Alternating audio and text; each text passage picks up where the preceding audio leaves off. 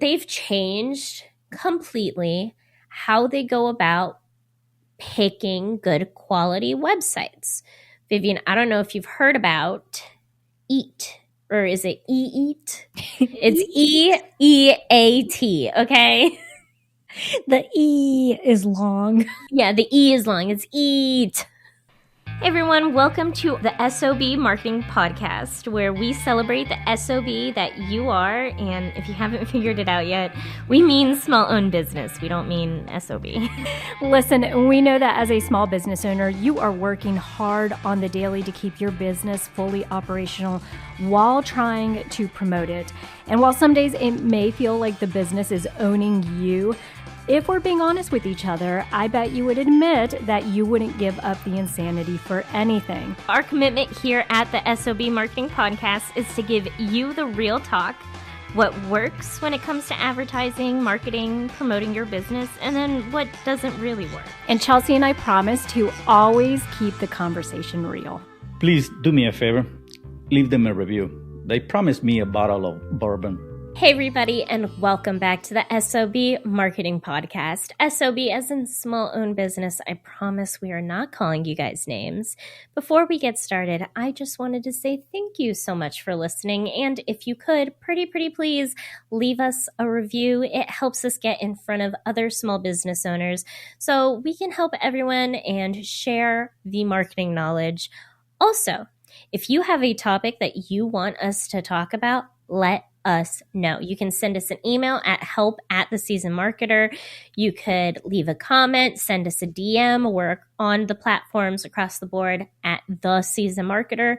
Whatever works best for you. We do check all that stuff. So if you have a topic, we want to talk about it. So just let us know. And everybody, we do have a TLDL chapter. Too long didn't listen. So if you do not have the time right now to listen to this entire episode, just go to that chapter. I will give you a summary, real short, but then I want you guys later on, when you finally have time, to go listen to the entire episode, okay? This is good information. Mama Chelsea has spoken. Mm-hmm. Vivian, what are we talking about today? Let me start this topic with a statement. If you are keyword stuffing, that is so 2000 and late. In the words of Fergie, okay?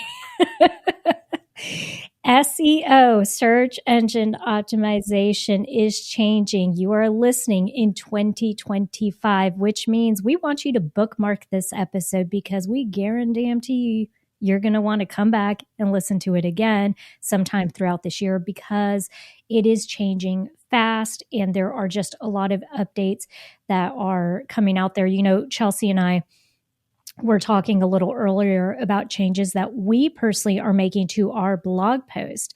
Yeah. Thank you, Chelsea, for staying on top of that and for getting our blog post up, and updated and just kind of fitting some of these newer, I don't want to say rules, but just recommendations that people are putting out there. So where do you want to start the discussion today? Well, Vivian, I want to start this conversation with the thing that's making us have to change all of our SEO, which is SGE. Okay, Google is pushing SGE out more and more. It's their search generative, I can't say that word for some reason, search generative experience. Okay. And if you want to learn more about SGE specifically, we did do a podcast episode on this. So go listen to that. But SGE is the reason for the season. It's the reason that everything's changing in terms of SEO. All right. So I do want to, yes, we recommend that you go back and listen to that podcast episode because it is an entire episode that just kind of walks you through all of Google's SGE. If there's a very simple way for you to understand this, if it's the first time you're hearing those letters SGE, all right, it does not replace SEO, okay? SEO is search engine optimization. One of those search engines is Google, one of the most popular ones. Google released a new experience where they are integrating AI. Shocker, I know, because we're in 2025 and just, all the cool kids are doing it. So what they're doing is essentially when you open up Google, if you have chosen to activate SGE, why are you laughing? I just thought for a second, I was like, well, if you're listening to this before 2025, and I was like, wait, hold up, Chelsea, they can't. Unless they're time travelers. Time travel. A wrinkle in time. If you have figured out a wrinkle in time. Sorry. Yes. So everybody, we're just going to, put that out there. Everybody is listening in 2025. Yes. Okay. So let's say that you have opted to start using SGE on Google. It was actually a setting that I went in and turned on my Google. I don't know if it just did it for you, Chelsea, or if you had to turn it on. I didn't turn it on. It just does it now. It just does it now. Okay. So the reason I bring this up is back in 2024, early 2024, they were just starting to kind of roll this out. And so it was something that you were having to opt into. Obviously, now it's just standard. So if you're using Google, you're seeing SGE. And what it basically is when you're in that search bar and you type a question in, Google is going to utilize AI to try to nicely package the response back. And you'll see that packaging at the very top of Google where it answers your question. So as opposed to me back in the day having to ask how to build a chicken coop, and then it would look like I would have to click on each of the individual links it supplied me. Now it's going to try to, in a paragraph format, answer my question at the top. It's going to detail it. And then to the right, it's going to have the sources, the web pages that it pulled that info from. Yes, Vivian, I don't know if you remember, but early 2024, there was a lot of heat from Google about SGE because it was giving people like crazy wrong answers. Do you remember that? Yeah, I can't even remember the last example I saw, but it was something like it was telling people to use glue for something that was digestible and that was not. Oh, no. Yeah, so they had a lot of kinks in it still back in early 2024. Yes. I won't say that they've smoothed it out completely. Like, I'm not going to say it's always right, but I will say they are investing money and time into this search experience. So hopefully now you're feeling a little more comfortable with what it is. Why are we even talking about this? Why does it even matter for you as a small business owner? For one, it's going to change the way that people search the web, right? And browse the web. People are already seeing an increase in no-click searches. And what that means is you get to that front page, Google page, your search page, and because Google is giving you that paragraph at the top, you don't have to click on a website to get your answer. Yeah, one of the things that we've been really seeing consistently across the board is people are sharing that their organic search reach has gone down. All right, guys. And so the important thing to note there is if you have a website, one of the ways that people used to tell you, great, you built the website out. Now you got to get traffic to the website. The best way to get traffic to the website is by doing these SEO tips. Okay. Some of the SEO tips that we used to recommend, Chelsea, would be using keywords. Yeah. I want to say using keywords is still important. Our SEO tips haven't necessarily changed. They have changed. It's a change in thinking. Okay. At this point, there is no way to cheat the algorithm. Okay. These algorithms are smart. You can't be spammy. You can't do keyword stuffing to reach the top of the list. You actually have to provide good information. That's the only thing that's going to work at this point. Yeah, and you guys, this is because think of it this way. You always have hardware and software. Okay. the software is changing, okay? And what we mean by that is, whereas Chelsea just said the term keyword stuffing, back in the day, the way the search engine worked, okay, Vivian wants to look up, what do you call it? Great Dane puppies. Oh, okay. Or let's say I'm trying to buy a Great Dane puppy. Okay. Or rescuing a Great Dane puppy. Okay. Rescue. Adopt, Great Dane, don't shop. Yeah. Adopt, not shop. Great Dane puppy rescue. That would be the term that I would put into Google. If back in the day you were keyword stuffing, the reason you were doing that is because you knew that the more times you said the phrase Great Dane puppy rescue on your website, the more likely it would be to rank at the top for that phrase. That was the thinking. The software now has gotten so good that the software's like, we're not even doing that. What we're doing now is we are going to look at what the actual question is, and we're going to go out there and look at all the websites to see who has the best response, and we're going to take snippets from each website and put together a comprehensive answer for this person. And so if I were now to type in Great Dane puppy rescue in Charleston, South Carolina, the SGE response at the top would say, here are a few Great Dane puppy rescue shelters in Charleston, South Carolina, and it would bullet point them. Yeah. And then to the right, it would show me those web pages of the rescues.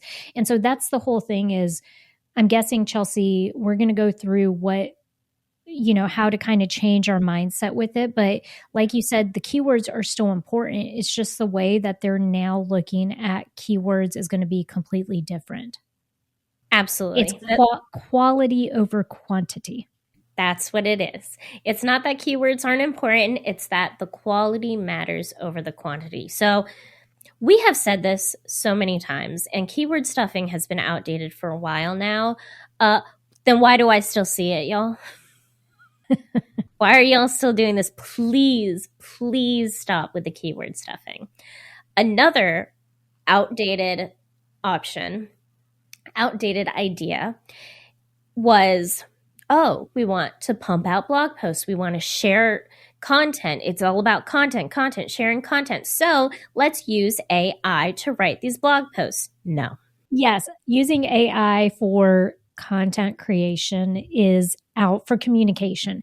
AI, ChatGPT is wonderful for ideation, for coming up with ideas, helping you when you have a little bit of like a, writer's block maybe. It is not something that you want to ask to generate blog posts and then copy and paste those blog posts. For one, Chelsea and I have told you repeatedly now, you are at the mercy of the ChatGPT tool as far as how often they update it. So if you're copying and pasting information, it could be outdated information. Okay. Absolutely. Also, can I say, you can tell when AI has written something, it sounds like AI, Well, the whole thing too, and we'll probably have several of these types of discussions as 2025 progresses in other areas of marketing, because AI is going to be so prevalent in just everything that we do. I just want to say, I've been reading a ton about AI lately, and it's not as sophisticated as we think. Okay. And so, and this is coming from the people that have built it. Okay. I've listened to podcast episodes for the people that have built these algorithms and these databases and these technologies that, the AI is using now to come up with some of this stuff. And so they always say it's still very primitive. Okay. So please just understand that. And then second of all, to Chelsea's point, your biggest advantage as a small business owner is you. The way you think, your creativity, and just how you package information, and the fact that you know your product or service inside and out better than anybody else does. Do not downplay that.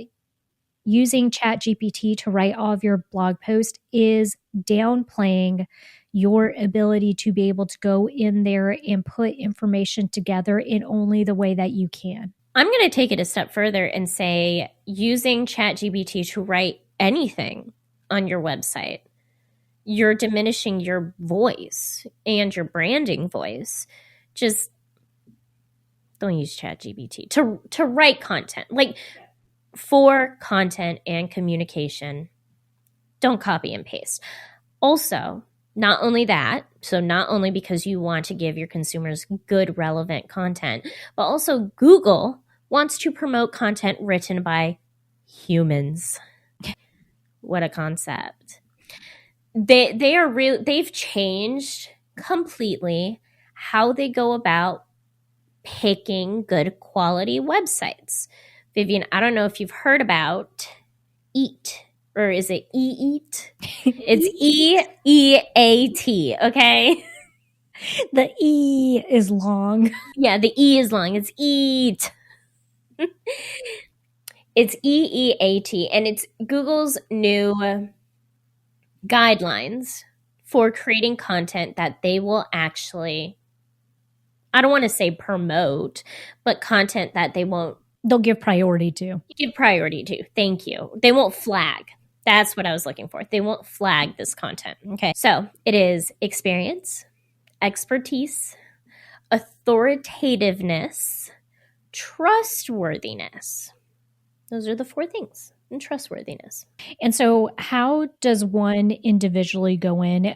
You know, earlier I mentioned in this episode that Chelsea is doing our blog post, and she was showing me today how she's changing the format. There are certain things that she's going in and doing. So Chelsea, what are, under each one of those, what could they be doing to kind of increase their likelihood of EAT? Let's go through each letter. So experience. AI does not have experience, right? They're not alive. They don't do things. Humans have experience. So if you can find a way to show that you have experience in what you're talking about, give examples. So for one of our blog posts, let's say we're talking about postcards. I would say, oh, we sent out postcards for Barrow County. I would give that example. I would talk about that experience. So that's one. Expertise. Are you an expert in your field? How do you show that? You can show that by, giving knowledge that only someone an expert in your field would know. An easy way to do this is if you have a blog post or if you write articles, add the name of the author and a little blurb about why people should bother to listen. So I've added to our blog post, each post, I have a little blurb either at the beginning or at the end saying about the author and talking about who we are at the Seasoned Marketer and why we know what we're talking about when it comes to marketing. Authoritativeness. So are you known as a go-to source for this type of information? I'll give you an interesting example. Google now will also show you social media content as well in their Google searches. So Rob over at Black Circle Records has created such a strong social media presence that he's now appearing at the top of Google searches when it comes to records because he's established himself as an authority figure when it comes to vinyl records. So Google is going to show his content more. Trustworthiness, the last one, the T, is your website spammy? That's really what it is. Do you have all of the E without the T? Do you have all of the following things? A really interesting example that I saw when I was reading up on this was the page or website is not trustworthy for its purpose. Example, a shopping page with minimal customer service information. I found that very interesting because that can be something that a small business owner might forget about, but it's a big deal when it comes to Google's new guidelines. You know what we keep hearing from you fellow SOBs? Small-owned businesses. Yes, small-owned businesses. You guys are so overwhelmed with your marketing. And we totally get that. You didn't start your bakery or your boutique store or your jewelry business to become full-time marketers or content creators or ad designers. Marketing can feel really overwhelming. Oh yeah, then you SOBs try to go figure it out because that's what you do. You Google stuff, watch videos, and end up spending hours trying to figure it out, only to sometimes end up more confused. This is my full-time job, and trust me, the way marketing is talked about in the World Wide Web can be really misleading. And let's not even talk about trying to hire an agency for help. It's daunting. They don't know your small business like you do, and so they're not as effective. And let's not even talk about the cost. We understand why a lot of you SOBs feel ready to give up. And that's why we even bothered to create the Seasoned Marketer. That's also why we started the S.O.B community. We wanted to create something practical and affordable for people who can't or simply don't want to outsource their marketing. Right. So for $50 a month, members can get free downloads and templates, step-by-step tutorial videos, a weekly live Q&A call with both of us, marketing professionals, and other SOBs.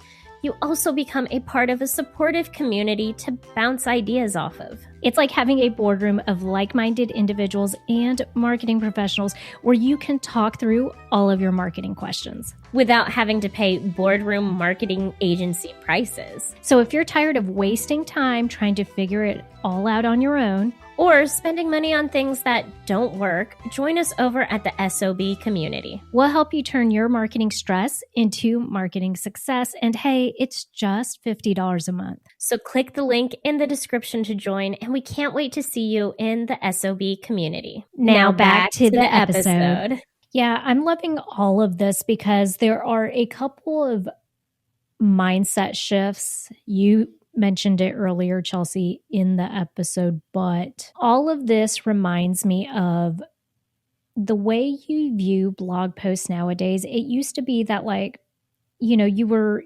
writing these blog posts to be able to refer people to your website and for the SEO stuff, like, you know, it's picking up keywords, it's picking up the information. But truly now, the way you need to look at it is a little more of a professional sense. Formatting wise, you want to be sure that these blog posts are easy to read, because the last thing somebody's going to do is sit there and read something that's not appeasing to the eye. Okay. So using headers, organizing your information in a way that makes sense, using lists, all of that. Additionally, Chelsea just mentioned that one of the pro tips now is to include information about yourself as the contributor, as the writer. Shocking. What does this remind you of, you guys? News organizations. Okay, you read an article in the Post and Courier online, you read an article from the Washington Post.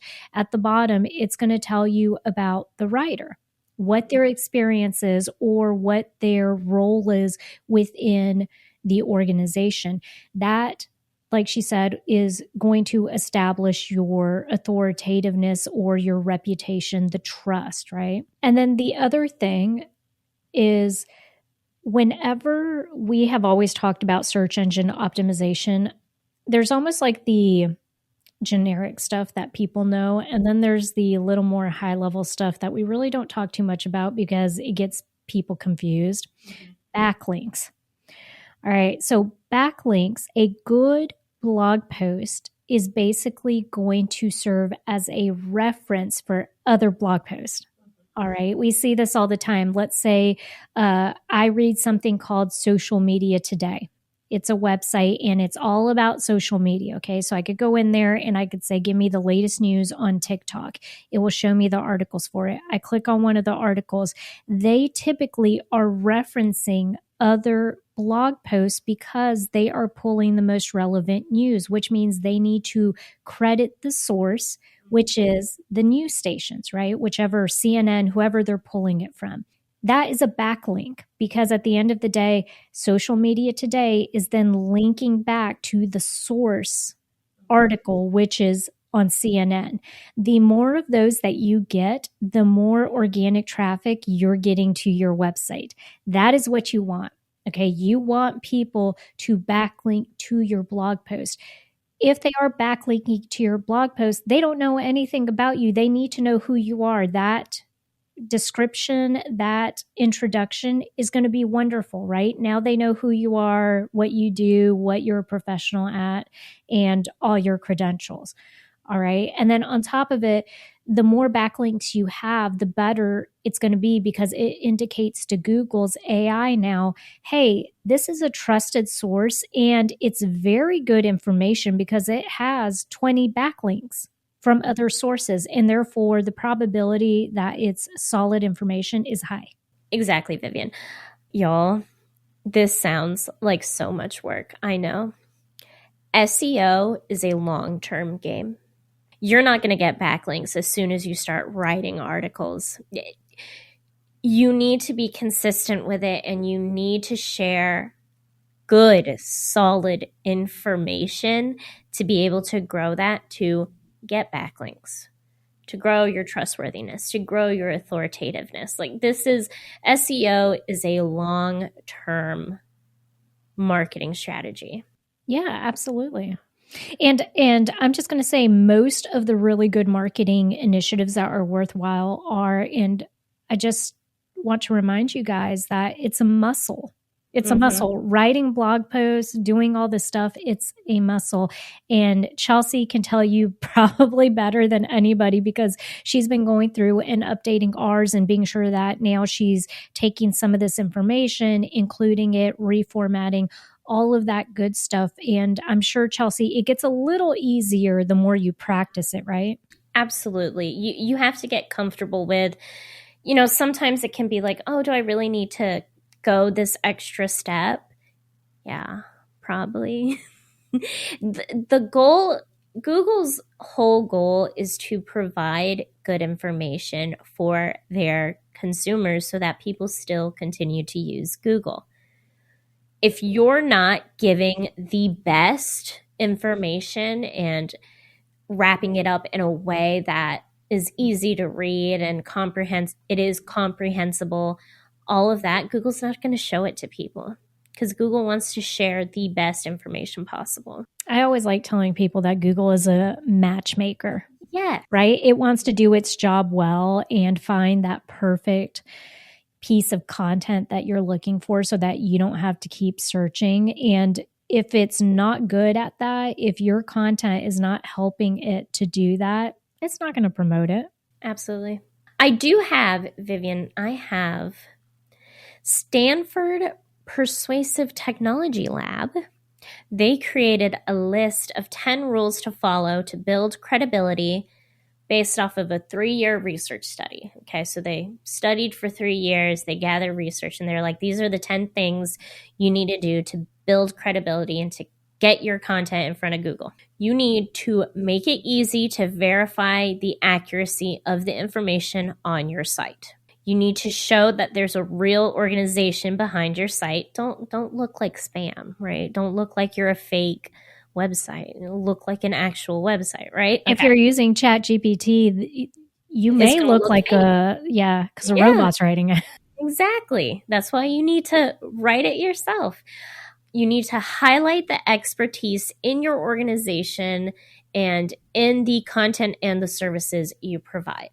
A great way to boost your SEO at this point is to have an About Us page, because you're explaining why you're an expert in your field, all of that stuff, right? Okay. You need to show that honest and trustworthy people stand behind your website, just like you were talking about backlinks. Backlinks are a great way to do this, but to show that people are actually interested in what you're doing and actually believe the content you're sharing. Make it easy to contact you. This is really important. The best way to prove that you are a human is to make it easy to contact you. You'll never believe it, but that's true. Okay, number 6, design your site so it looks professional or appropriate for whatever your purpose is. Make your site easy to use and useful. Update your site's content often. or at least show that it's been reviewed recently. Use restraint with any promotional content. Don't you hate it when you go on a website and they have like 3 pop-ups in a row? Yeah, exactly. Don't do that. And avoid errors of all types, no matter how small they seem. If you know there's an error on your website and you're like, but it's a small little thing, know what? Fix that. Don't just leave it. Put your best foot forward. Exactly. So those are the 10 tips they gave. Awesome. Well, if you want a real life example of what we're doing to stay up to date with this new transition with the integration of AI and Google using SGE now, go to our website and check out our blog post, because Chelsea's gone in and she started doing this for our blog post recently. And so if you just want to see what that looks like formatting wise, she also mentioned earlier she's using a lot more photos in there to help with that. And so just remember, anything that you're doing now is going to set you up for success. And I just want to point this out, y'all. You are at the forefront of this. How many other small business owners do you think are sitting there actually thinking about their SEO right now and how it's going to change with the use of AI and all that? Okay, not very many of them. So this could be the one thing that right now is going to set you apart if you start doing and integrating some of these tips. I have another little tip specifically about SGE, y'all. I know I talked about earlier that there is an increase in no-click searches. The best thing you can do is to shoot for being a featured snippet of the search results. Okay, so like Vivian was saying, they'll compile the answer and on the side, they'll share where they got that content. So you want to end up in that featured snippet. So if your content is good enough, they'll just copy and paste it into that little section. And that's what you want. So the best thing you can do is to answer common questions your audience have. Structure your content so that it's easy to extract information. So think lists, bullet points, that sort of thing. Have question-based headings, clear, concise answers, long-tail keywords, high-quality content, and if you can, answer multiple questions on one page. I love it. And that's something, like Vivian was just saying, that I'm working on for our content. Yeah, all of this is, I know it sounds kind of geeky, but it's all fascinating to me because it's requiring us to stay on top of our game. Like, y'all, for how many years was the SEO tip like use keywords, use keywords, use keywords? Okay, we're beyond that now. So this is the Wild West out here of AI integration and how to get your content onto that SGE experience, that search generative experience that Google is now unleashed and using. It's just the way that things are moving towards. It's not, Chelsea and I joke because we always have the tendency, I think Chelsea sometimes says people are lazy. And what do I reframe it as, Chelsea? I don't know. What do you reframe it as? You reframe it, and in the back of my head, I'm like, yes. You're like, people are still lazy. But I kindly always remind her that the onus is on us as small business owners to make it as easy as possible for people to find information. Okay?